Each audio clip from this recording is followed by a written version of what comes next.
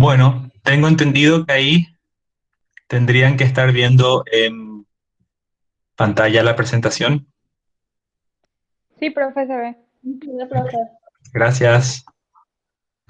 Bueno, entonces, siguiendo con el módulo actual y dentro de lo que es el capítulo de la diabetes, habíamos arrancado con los conceptos generales, con las definiciones, con la clasificación a grandes rasgos, eh, con los métodos, bueno, con la exploración clínica, los síntomas, signos y síntomas típicos del paciente diabético, recordar las 4P. Eh, y también habíamos hecho como una mención especial de lo que es la diabetes para la salud pública y lo que es la diabetes dentro del abanico de patologías que son conocidas como como el síndrome metabólico. Posteriormente, entonces, la clase de complicaciones agudas y lo que hoy nos toca, que es complicaciones, las complicaciones crónicas de de la diabetes. ¿Por qué no puedo pasar la diapositiva?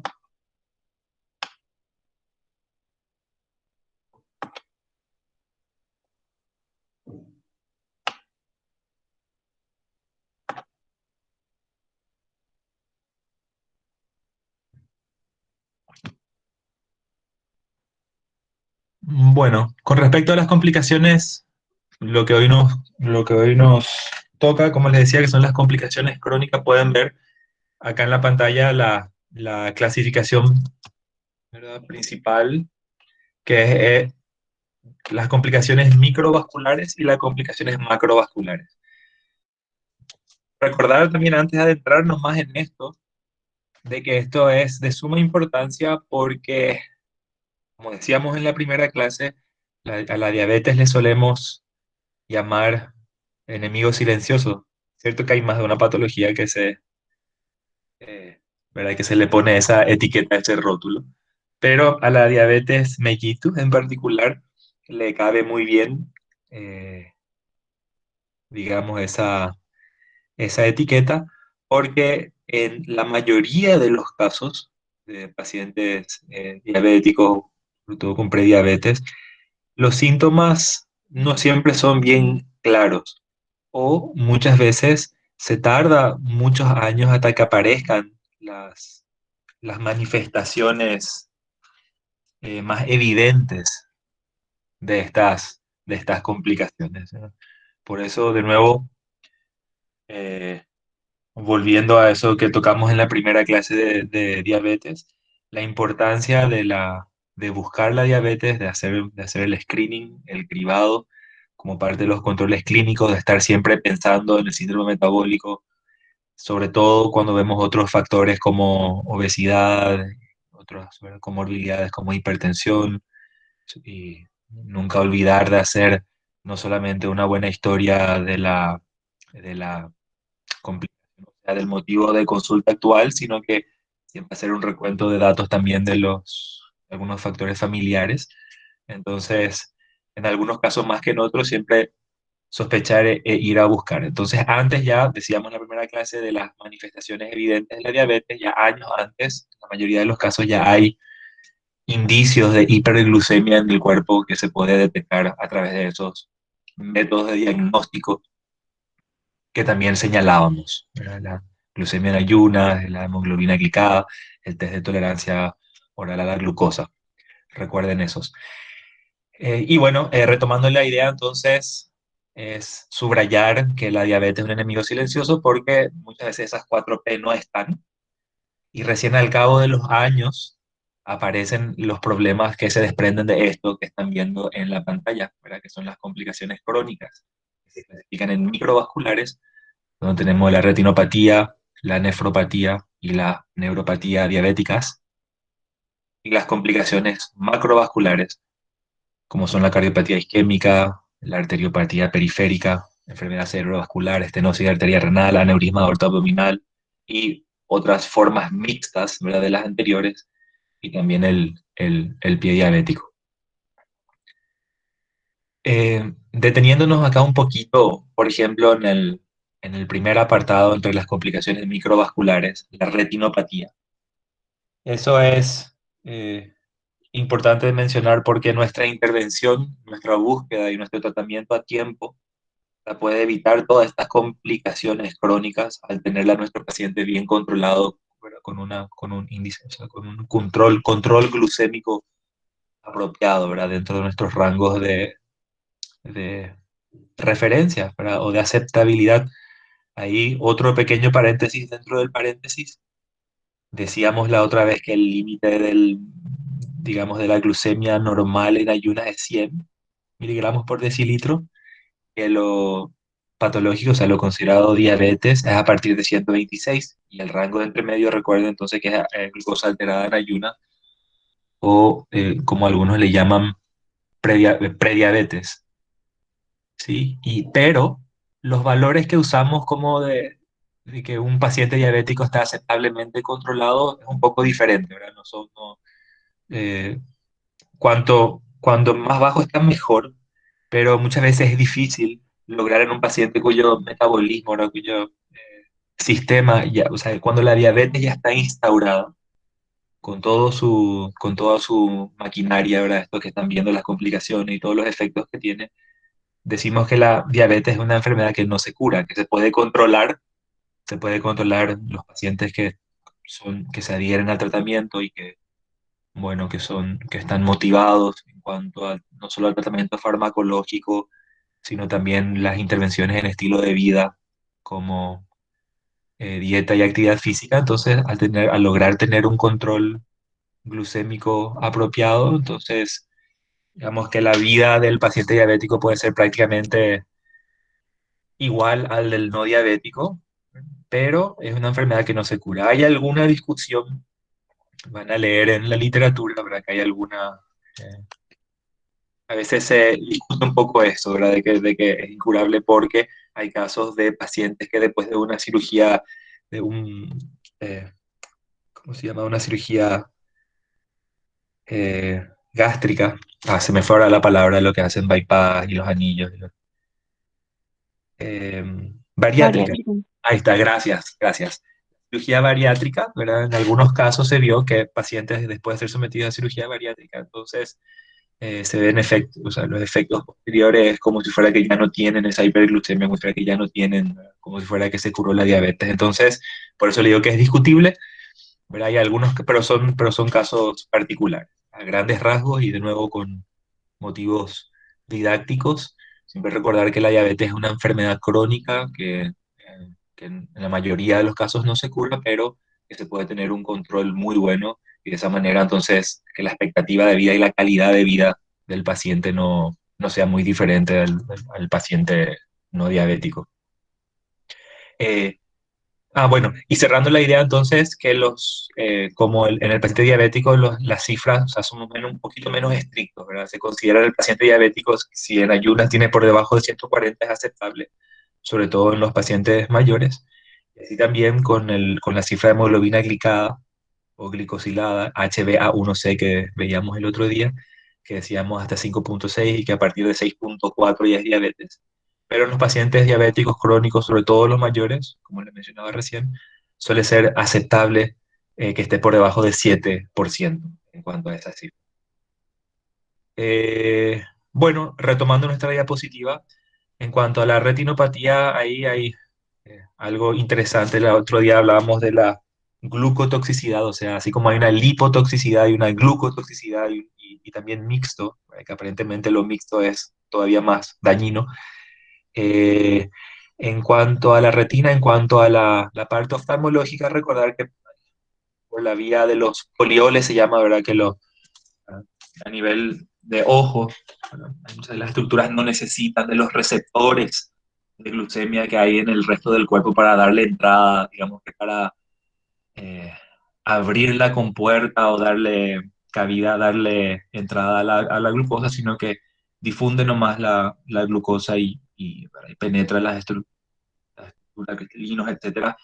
Entonces, por eso es que la hiperglucemia, la glucotoxicidad, ¿verdad? Repercute también a nivel de ojo, produciendo que con los años se opaque, ¿verdad? Y haya una pérdida de la agudeza visual y que se deteriore también la retina.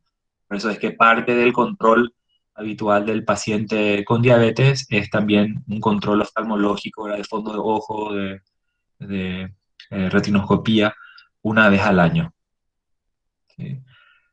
En cuanto a los controles clínicos rutinarios, también ya aprovecho para mencionar los otros dos en cuanto a la nefropatía, también los cambios, digamos que la afectación que produce la glucotoxicidad sobre la filtración glomerular produce que con el tiempo esto se vuelva deficiente, que entre en fallo, para que haya un deterioro, una disminución en el filtrado glomerular y dando lugar eh, eventualmente a la nefropatía diabética, que recuerden, como decíamos en la primera clase, es la causa número uno, con gran diferencia de insuficiencia renal crónica. O sea que si ustedes hacen una foto estadística, bioestadística de los pacientes actualmente, por ejemplo, que hacen hemodiálisis, van a ver que la gran mayoría de ellos son diabéticos, ¿verdad? Hay otras causas también que pueden desencadenar que pueden llevar a una insuficiencia renal, pero con gran diferencia, subrayando otra vez la importancia de la diabetes para la salud pública, son los pacientes diabéticos los que acaparan ahí el número uno, ¿verdad? El top uno de los dializados. En ese aspecto también le pedimos una vez al año a los pacientes un control de su filtrado, ¿verdad? De su clearance de creatinina, recordarán el concepto, y se le pide una orina de 24 horas. O sea que el paciente tiene que ir juntando a lo largo del día la orina porque los resultados son más fidedignos, ¿verdad? Más que en una prueba simple, ¿verdad? Es la orina de 24 horas para el estudio del clearance de creatinina, la proteinuria, etc. Y en tercer lugar, en cuanto a las complicaciones microvasculares, tenemos la neuropatía, que también una vez al año se recomienda ir a buscar en los pacientes diabéticos, ¿verdad? Por más de que tengan un buen control, siempre revisar la parte de la sensibilidad y ahí hay algunos test que se pueden realizar, ¿verdad? Algunas pruebas, un examen, una exploración, ¿verdad? Entre ellas, una de las que a mí me gusta mucho porque es bastante sencillo de realizar y está bien estudiado y validado es la prueba del monofilamento. El monofilamento es como un hilito nomás, ¿verdad? Pero que tiene una fuerza de 10 microgramos. Era de 10, no recuerdo nomás ahora la unidad de medida, si es en microgramos, cómo se mide la fuerza, ¿verdad? De un filamento que se empuja contra la... Pero de todas maneras, el paciente descalzo en la camilla, entonces se le va tocando en la planta del pie en diferentes puntos sin que el paciente mire y se le pregunta, ¿verdad? Si siente, ¿dónde siente? Entonces, de esa, una forma bastante sencilla de ir haciendo un mapa de la sensibilidad en el pie y detectar en qué zonas el paciente está sintiendo menos. Entonces, recuerden que así como a nivel de ojo y a nivel de riñón, la glucotoxicidad, es decir, el aumento de la concentración la glucemia elevada de forma crónica en el cuerpo también va deteriorando las estructuras neuronales, ¿verdad? Las terminaciones nerviosas que van perdiendo esa sensibilidad, por eso es que es tan conocido, ¿verdad? Hasta el que no sabe de medicina, está bastante extendido a nivel cultural que el paciente diabético, así como se suele decir que sus heridas no curan nunca. Es muy conocida la imagen del paciente diabético que tiene riesgo de sufrir amputaciones, ¿verdad? O ver a un paciente con un muñón, un paciente amputado, y mucha gente ya sabe o piensa en diabetes. Entonces, eso asociar con la pérdida de la sensibilidad, con la neuropatía diabética. Y recordar entonces, bueno, y aparte del microfilamento hay otros, ¿verdad? Porque eso mide la sensibilidad, digamos, fina. También hay formas de medir la sensibilidad gruesa, la temperatura, ¿verdad? Haciendo, por ejemplo, vibrar, incluso el diapasón se puede usar, hacer vibrar a nivel del pie.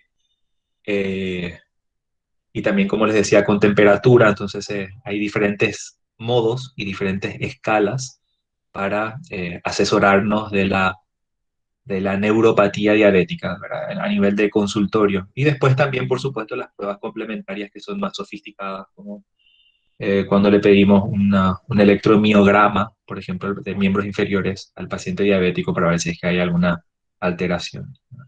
Y también solemos pedir, porque recuerden que no solamente a nivel neuropático, sino que a nivel vascular, como entrando en el siguiente apartado de la diapositiva, los macrovasculares, recordar los macrovasculares, ahí ayuda a memoria todo lo que tenga que ver con enfermedad cardiovascular, ¿verdad? Cardiopatía isquémica, o sea, infartos, arteriopatías periféricas, eh, sobre todo a nivel de miembros inferiores.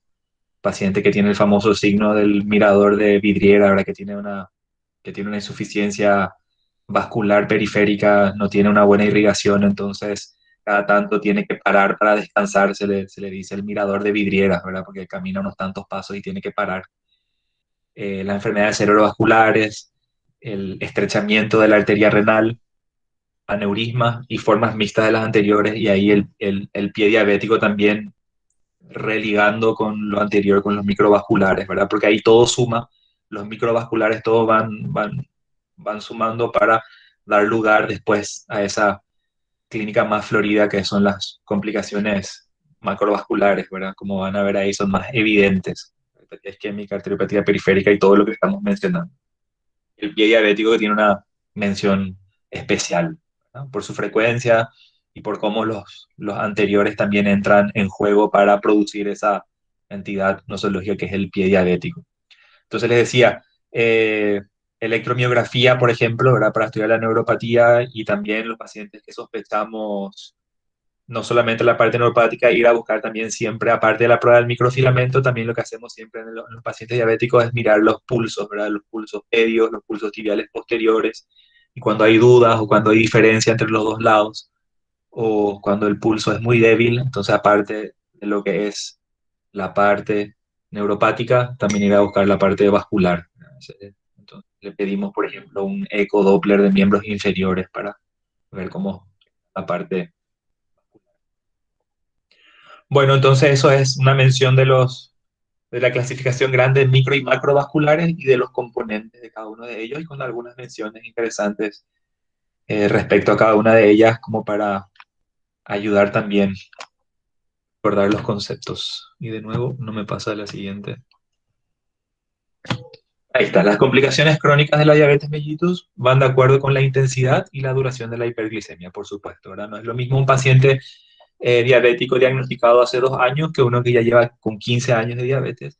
Y por encima de la duración también la intensidad, ¿verdad? Un paciente, por más que lleve 15 años de diabético, si es un paciente motivado y que siempre mantuvo sus índices más o menos dentro o cerca del rango de referencia, siempre va a tener menos clínica o menos complicaciones, o va a ser menos evidente que en el paciente con mal control, los pacientes que no salían del tratamiento, que siempre están con una hiperglucemia marcada, porque eso obviamente lo fácil de intuir más rápido va a ser el deterioro sobre las diferentes estructuras que mencionamos antes.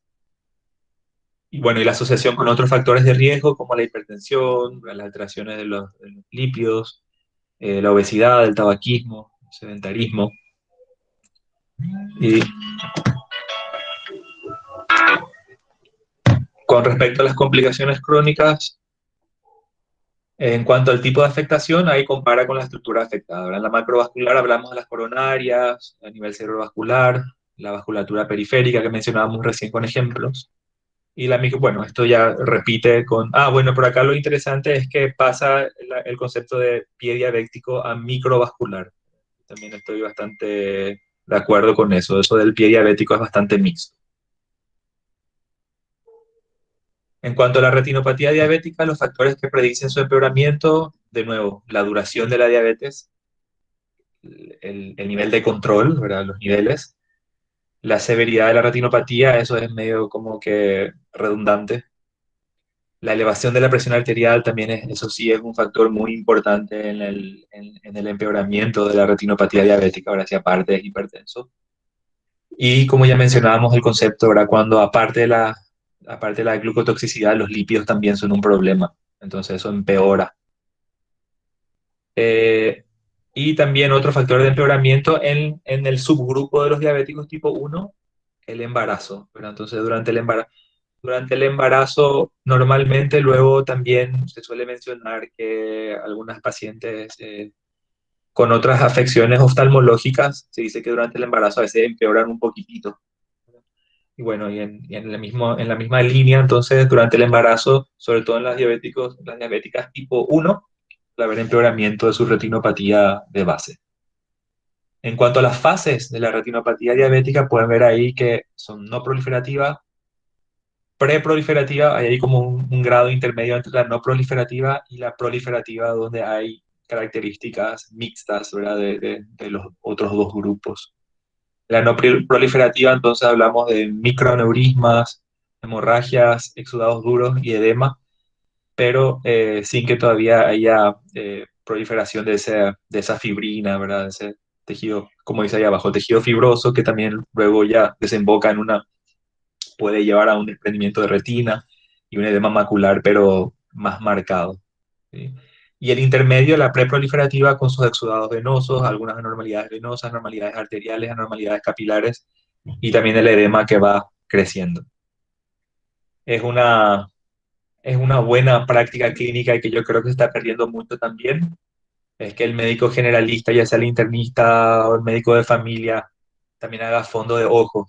Cierto que no es tan sofisticado y no arroja tantos datos como la retinoscopía más precisa y con las máquinas específicas de los oftalmólogos, pero es una buena práctica clínica para poder orientar mejor al paciente y tomar decisiones. Bueno, tratamiento no hace falta que nos detengamos, se van a ver mejor en años posteriores. En cuanto a los controles clínicos, la periodicidad de los exámenes oculares, ¿verdad? Generalmente cuando el paciente está bien tratado, ¿verdad? Está dentro de rango normal o cercano, entonces los exámenes son anuales. Eh, Hay algunas situaciones especiales, como cuando hay mal control glucémico, entonces se le puede, o sintomatología específica como pérdida de agudeza visual, visión borrosa, etcétera. O durante el embarazo en el que se pueden pedir estos controles de forma más frecuente. Ahora saltamos de ojo a riñón. Ya mencionábamos que es la principal causa de insuficiencia renal.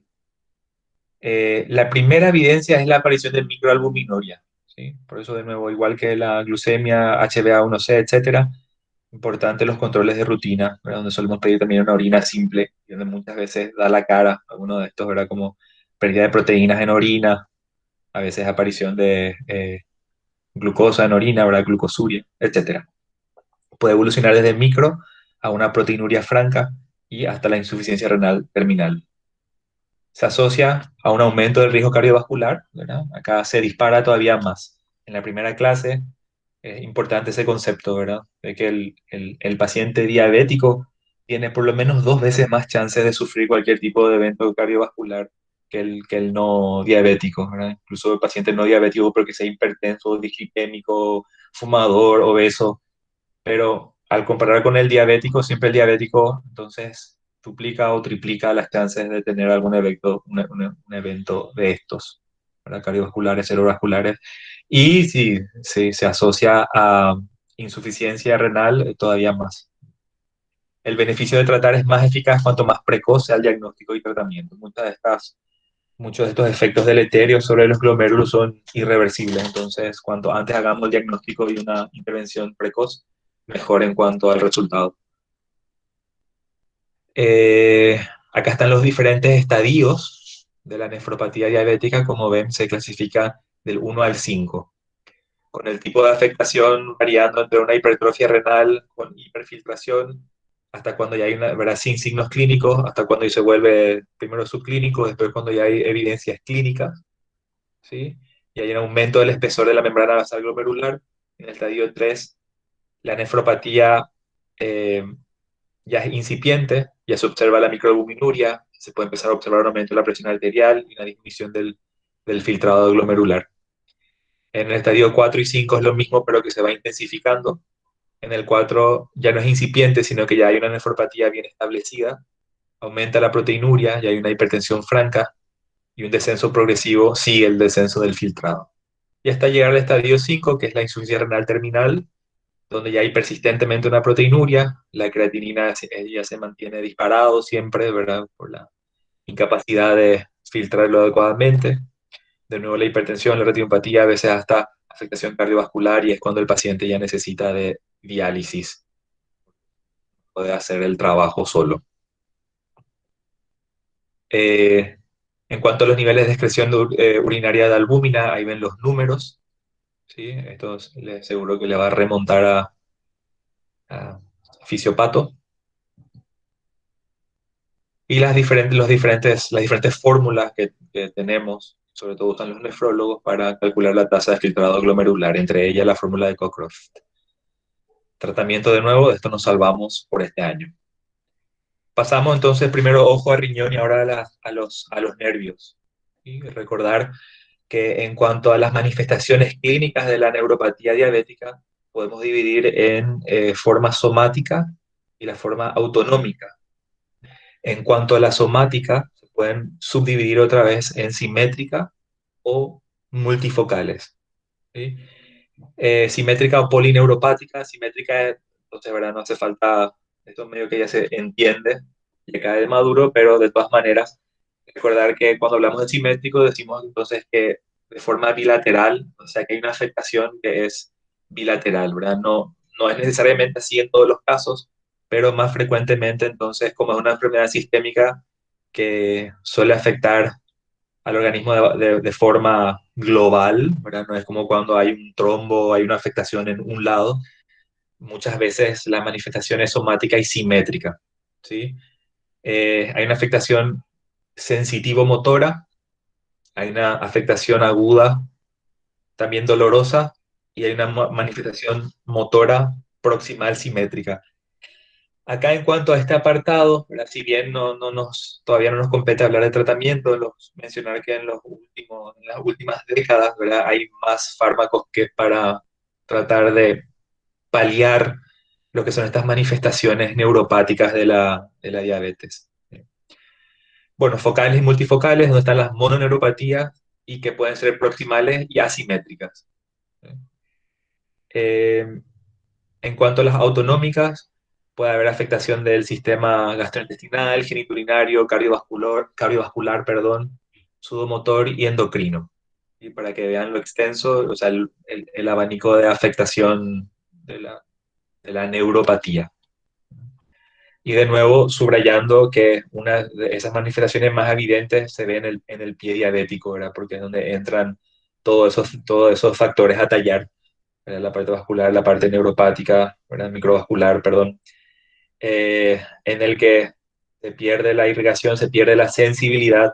El paciente diabético, eh, como mencionamos, que tiene una menor umbral de sensitivo, está alterado, entonces muchas veces puede sufrir heridas y no darse cuenta, ¿verdad? Eso ya más allá de esa primera fase que veíamos recién, donde puede haber un dolor, porque eso es cierto también, ¿verdad?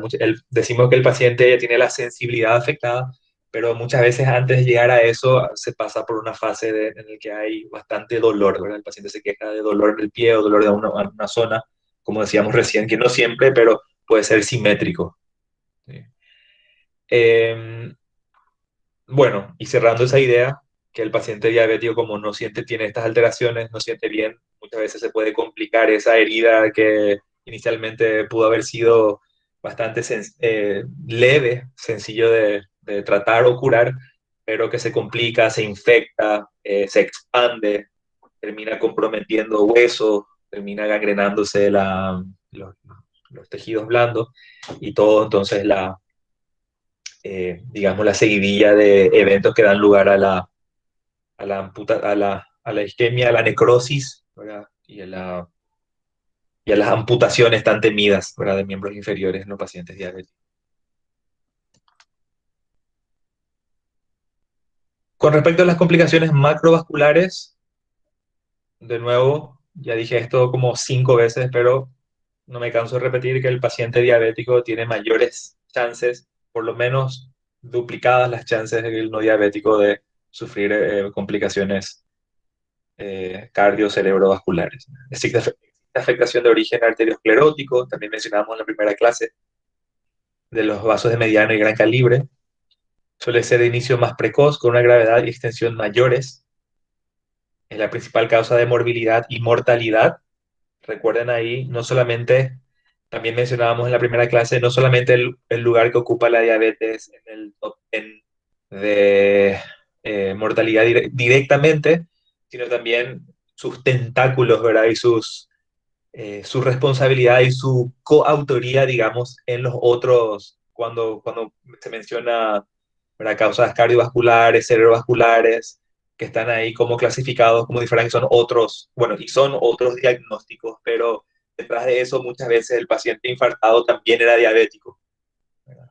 A eso me refiero con no solamente donde se le menciona, sino que su responsabilidad también en los otros del top 10.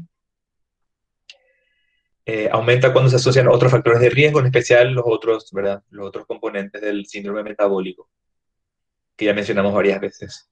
La presencia de microalbuminuria o de proteinuria franca es un importante factor predictor de padecer enfermedad cardiovascular y de mortalidad total. En cuanto a eso, un estudio interesante que hicimos una vez en IPS era para comparar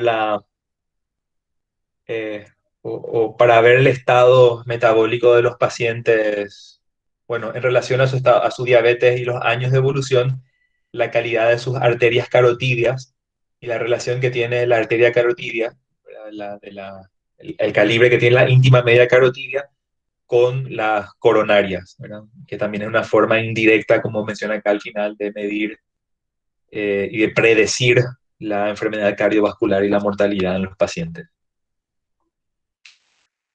La prevención primaria dentro de la diabetes es fundamental, fundamental, y por más que la diabetes es uno de esos campos donde hubo muchos avances en las últimas décadas, la diabetología está muy activa desde el punto de vista de investigación y descubrimientos y lanzamientos, ¿verdad? Es una rama de la medicina donde siempre hay, en los últimos años, siempre hay novedades, siempre hay mucho movimiento, hay moléculas nuevas, sofisticadas. Eh, Hubo muy buenas noticias en cuanto a eso en los últimos 5 o 10 años sobre diferentes grupos, ¿verdad? Como la SGLT2, bueno, que más adelante van a estudiar, pero a lo que voy, no quiero quedarme ahí mucho, a lo que voy es que a pesar de los avances y a pesar de las nuevas moléculas, en la diabetes es demasiado importante que el abordaje sea no a posteriori cuando ya tenemos la enfermedad florida, que es lo que siempre hacemos, no siempre, pero en la que muchas veces llegamos tarde y siempre, muchas veces como médicos estamos, pero no, no tendría que ser siempre, decir siempre, no ser tan absolutista, pero muchas veces, la mayoría de las veces, llegamos tarde cuando la enfermedad ya está establecida y estamos tratando de paliar o de poner parches, ¿verdad? La mejor forma de abordar un problema tan grande e importante como la diabetes es desde el punto de vista macro, ¿verdad? Sociopolítico, el empoderamiento de la gente y ¿verdad?, y de los pacientes, de cómo autogestionar su estilo de vida, cuáles son los hábitos saludables, ¿verdad? Que idiosincráticamente en nuestro país nos falta bastante en este sentido. La gente que come sano, que come bien, eh, y son menos y está asociado a mejor conocimiento, ¿verdad?, a un, digamos, nivel cultural más elevado, nivel adquisitivo, ¿verdad? Porque desde el consultorio muchas veces no es fácil para nosotros decirle al paciente, tenés que cuidarte con tu forma de comer, lo que ha demostrado que es superior es la dieta mediterránea, pero muchas veces, en la mayoría de los casos en nuestro país, no es muy realista decirle a nuestro paciente que tiene que aumentar su consumo de aceite de oliva o de nueces o de mariscos, ¿verdad? Siendo que eso o no tenemos o es carísimo. Entonces algunos pueden, incluso dentro de los que pueden, falta mucha educación, ¿verdad? Y eso también sabemos que no es necesariamente así. Con un buen estudio nutricional del mercado, se le puede ofrecer al paciente y a la gente en general colectivamente alternativas saludables, aceptables desde el punto de vista cultural y accesibles también desde el punto de vista monetario, ¿verdad? Pero esos son ramas dentro de la medicina en general y de la diabetes en particular que lastimosamente no se suele hacer tanto hincapié, ¿verdad?, como se debiera, aunque está cada vez más de moda lo que es fit, etcétera, ¿verdad? Muchas veces está mal enfocado y, y a pesar de esos avances que dentro de lo que se puede se festeja, se aplaude y se le da la bienvenida, todavía queda demasiado por hacer en cuanto a este punto. La prevención primaria, entonces, mi intención nomás es siempre resaltar lo que es la parte de educación, el tiempo que perdemos con los pacientes o con nuestras familias o con nuestros amigos en enseñar cuáles son los buenos hábitos, eso nunca está de más, ¿verdad? Y nunca es un tiempo mal invertido, ¿verdad? A pesar de los apuros y de las presiones que recibimos desde el punto de vista asistencial por ver pacientes cada 10 minutos, etcétera. Entonces, esto nada más entre paréntesis. La medicina también siempre tiene mucho de arte y no solamente de ciencia. Y acá es donde muchas veces se refleja también la buena práctica del profesional. No ir solamente a la última molécula y pedir la mega, super, ultra linda tomografía, sino que también saber perder, perder entre comillas, ¿verdad? Un poquito de tiempo acá a hablar de promoción de salud, cambio de estilo de vida, ¿verdad? Mantenimiento, un buen control glucémico, etcétera. Y acá más luego todavía me alegra poder atormentarle a ustedes con este discurso, porque como no podemos, todavía no nos compete lo entrar en la parte de tratamiento, entonces sí les puedo eh, quedarme un poco en lo que es promoción de la salud y prevención primaria. Después ya van a tener tiempo de ir entrando en lo que son los fármacos particulares. Pero sí, ya hacer una mención que esto también es algo que es bastante extendido y que ya se sabe casi culturalmente. En la diabetes tipo 2 con respecto al tratamiento, aparte de los antidiabéticos orales, también está la insulinoterapia, en el que a veces terminamos recurriendo a eso cuando los antidiabéticos orales no son suficientes. Y bueno, y eso ya tiene que ver con la prevención secundaria, el tratamiento de la enfermedad cuando ya está establecida. Igual siempre hay que insistir sobre lo que ya se mencionó antes en cuanto a prevención primaria, pero ahí ya entramos en tratamiento intensivo para reducir los niveles de azúcar, también de colesterol, como dice acá. Algo que creo que todavía no mencionamos y que es bastante habitual encontrar en la práctica clínica es que en el paciente que tiene la glucemia alterada, muchas veces la acompaña también los triglicéridos, en particular, ¿verdad? Más que el colesterol. Muchas veces al tratar al paciente de su hiperglucemia se logra mejorar también la hipertrigliceridemia sin necesidad de incidir demasiado desde el punto de vista terapéutico. O sea, lo que me refiero es dar pastillas para triglicéridos, por ejemplo.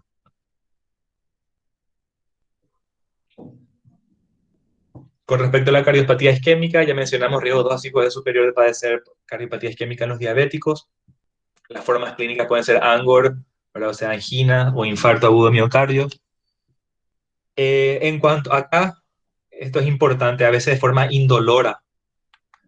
Eso creo que no mencionamos en la primera clase, o al menos no recuerdo, pero algo que siempre les van a recordar también más adelante en semiología o en clínica médica, que al valorar, por ejemplo, una urgencia como un dolor torácico, algo que siempre hay que recordar es que justamente por esas complicaciones microvasculares como la neuropatía, etcétera, muchas veces el paciente diabético tiene la sensibilidad alterada y a diferencia del no diabético, un infarto que se suele describir como un dolor muy intenso, incluso la típica descripción de sensación de muerte inminente.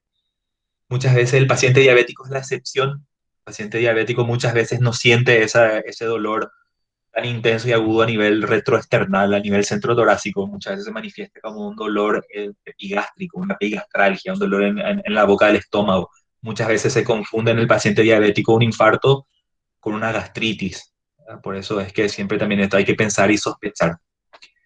Tenemos un paciente que está diaforético, ¿verdad? O sea, muy sudoroso, con vegetatismos, eh, y aunque no refiere al típico dolor torácico opresivo con irradiación a cuello o a brazo izquierdo y tiene una epigastralgia, entonces, ojo, ¿verdad? Puede ser que sea un paciente diabético con un infarto. Hay mayor riesgo de shock cardiogénico también e insuficiencia cardíaca. La cardiopatía isquémica silente es más frecuente, se aconseja la realización anual del electrocardiograma también como parte del control y la insuficiencia cardíaca. En cuanto a la prevención de la cardiopatía isquémica, las mismas medidas generales, intervenciones de estilo de vida que ya hablamos largo anteriormente, recordar de hacer como siempre un buen interrogatorio para que no se nos escape una realización que decíamos recién, periódico de electrocardiograma, sobre todo en los mal controlados. Eh, en los dolores precordiales o dificultades respiratorias que no se sabe bien la causa, que no se ve nada en un electro, por ejemplo, pensar y pedir una prueba de esfuerzo, una ergometría, o pedirle un Holter, que es una observación de 24 horas de la actividad eléctrica del corazón en el paciente. En el diabéticos tipo 2 sin antecedentes de infarto está indicado tratar la misma intensidad que en pacientes no diabéticos. La terapia hipolipemiante ha demostrado su eficacia en pacientes diabéticos con cardiopatía isquémica. O sea que siempre es importante tratar las dislipidemias, pero todavía, o sea, no es que es más importante, pero está mejor demostrado y está bien estudiado el beneficio de tratar la dislipidemia en los pacientes que aparte de tener diabetes también son cardiópatas. Más de tratamiento, abstención de tabaco, control de los otros factores aparte de la glucemia como la presión arterial, la dislipidemia que ya mencionamos, actividad física, dieta, otras medidas que es, bueno, esto es tratamiento, ahí no nos dijimos que no nos íbamos a quedar. La arteriopatía periférica, ya habíamos mencionado la claudicación intermitente, que hay dolor con la deambulación, que suele ser menos de 100 metros. Puede haber dolor en reposo, también ya habíamos mencionado. Y es frecuente que cuando ya hay dolor no solamente haya una arteriopatía, o sea, que la afectación no sea solo vascular, sino que también neuropática. Cuando el predominio de la enfermedad, eso es cuando a veces en el paciente con pie diabético se pasean ahí el traumatólogo, el cirujano vascular, etcétera, ¿verdad? Están viendo si es que es de índole vascular ¿verdad? O neuropático, ¿verdad?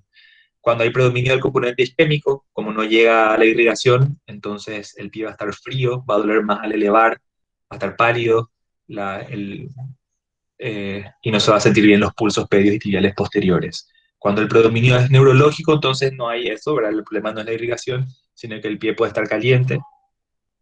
Llama más la intención la insensibilidad, ¿verdad? Recordar de nuevo nuestra prueba del monofilamento, y a veces ya hay un poco de edema, ¿verdad? O subedema a nivel maleolar. Y gangrena seca, que es un tipo particular ¿verdad? De gangrena que eh, suele ser en el primer dedo del pie, que se ulcera y ¿verdad? No suele tener las características de la otra gangrena en cuanto a pus, al hedor, ¿verdad? A las molestias. Es un tipo particular de gangrena. Eh, bueno, prevención es similar y tratamiento, entonces no nos detenemos. Criterios y enfermedad cerebrovascular, similar también a lo cardiovascular. Se duplican las frecuencias en los diabéticos. Cuando hay más factores de riesgo, como los otros componentes del síndrome metabólico, entonces más riesgos y entre ellos el más importante es la hipertensión arterial. La mortalidad por ictus puede alcanzar 50 por la mitad de los casos, ¿verdad? Que tengan ictus, entonces terminan siendo mortales. Es como siempre, como mencionamos varias veces, esencial un buen control de factores de riesgo, en especial la presión arterial. Y en cuanto a la exploración, también una buena práctica clínica que yo creo que se va perdiendo también es la ocultación carotidia. Eso van a ver más adelante cuando hagan semiología, que es una exploración, como les digo, que ya se hace menos, pues ya demasiado nos apoyamos en las pruebas complementarias, pero también hay lo que se llama la ocultación carotidia, disculpen,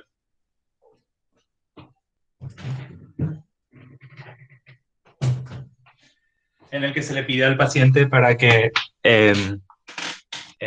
ataje la respiración, para que no, porque se oculta el cuello, y un ratito, ¿verdad? Y se trata de ocultar si hay soplos a nivel carotidio, ¿verdad? Que estaría traduciendo ahí una obstrucción, una resistencia al flujo. Estos pueden ser tratados con antiagregantes, pero en eso no nos detenemos.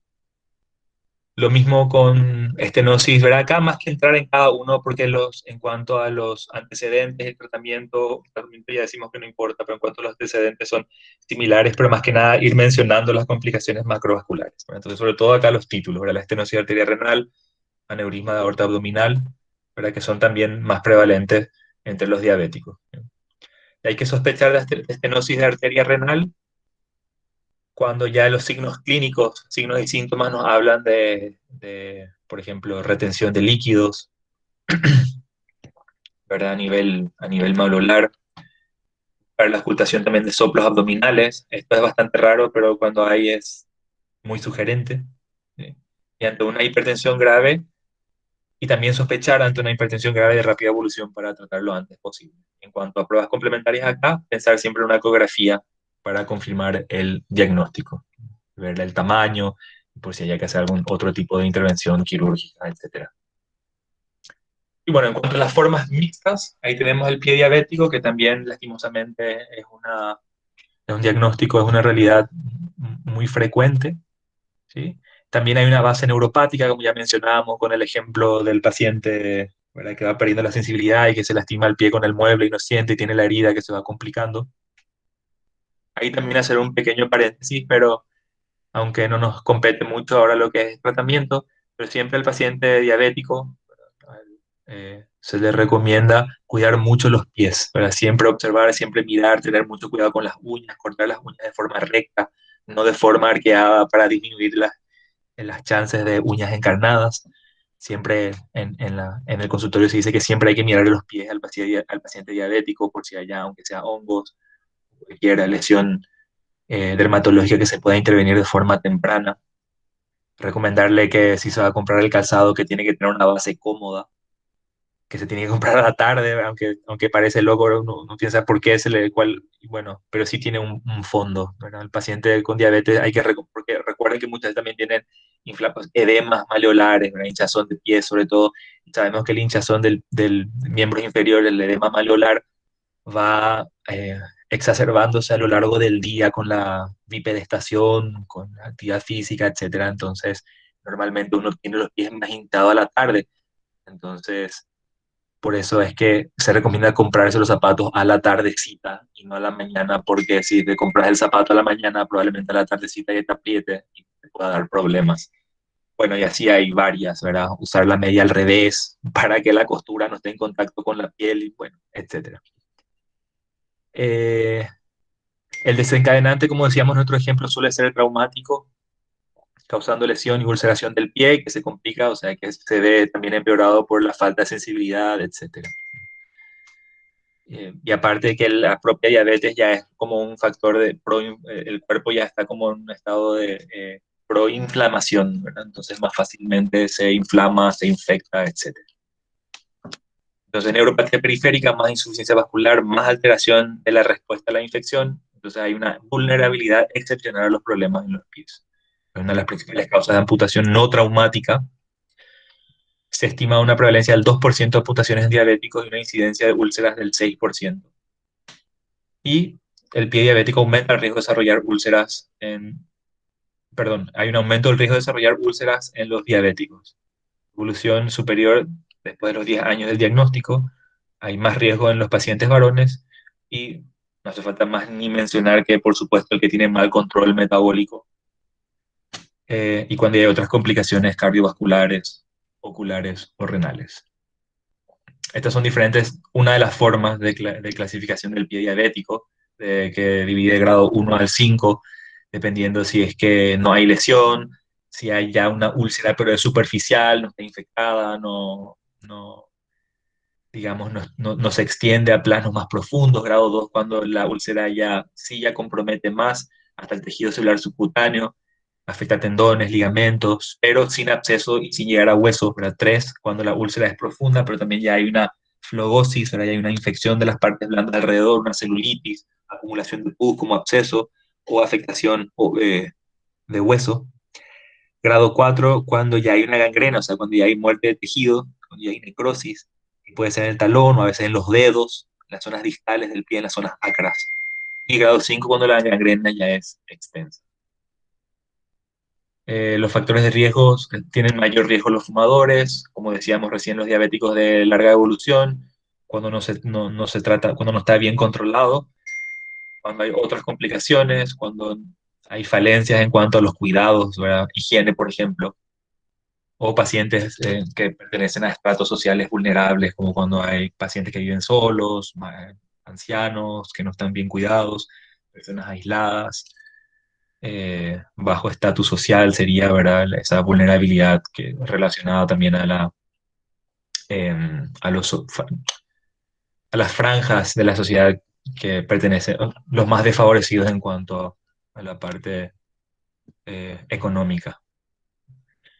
cuanto a la prevención, como siempre es importantísimo ir a buscar, como decíamos recién, siempre mirar el pie a los pacientes diabéticos, buscar los pulsos, buscar el monofilamento, aunque sea una vez cada 6 meses, recomendar sobre el calzado que ya mencionamos y visitas regulares al podólogo, sobre todo los que ya tienen algún antecedente, ¿verdad? De cualquier tipo, ¿verdad? Desde juanetes hasta callos, uñas encarnadas, infecciones micóticas, etcétera. Porque todos estos pueden contribuir a la complicación del pie diabético, como la hiperkeratosis, ¿verdad? O las grietas, cuando hay deformidades como el juanete, y por supuesto cuando ya hay heridas, cuando ya hay úlceras, ya sea por el calzado, por el traumático, etcétera. Importante el reposo absoluto del pie lesionado, las curas, eh, y ir descartando de que no hayan sobreinfecciones. Con respecto a las úlceras profundas, ¿verdad? Bueno, estos tratamientos que no nos quedan, de derivación tampoco. Bueno, y hasta acá llegamos, chicas y chicos. No sé si es que tienen alguna duda, alguna pregunta sobre nuestro tema de hoy. Recuerden también si, aunque no tengan alguna pregunta ahora, si después cuando hacen sus lecturas durante el estudio surge eh, cualquier cuestionamiento, entonces pueden igual contactarnos ya sea a través del correo de la cátedra o a través de nuestros celulares. Les Doctor, agradezco. Sí, es sobre tromboembolismo. El gol estándar entonces sigue siendo la angiografía, pero el método de elección es la angiotomografía, ¿verdad? exacto. Ah, bueno, ya. Correcto, Belén. Gracias, doctor. Gracias a ustedes por estar ahí y por escucharnos. Profe, Y bueno, sí, esta clase entra para el parcial del viernes, ¿verdad? sí. Ok, gracias. Dale, que estén bien, a las órdenes siempre. Que tengan, que les vaya bien en los exámenes. Chao, chao. Gracias, profe.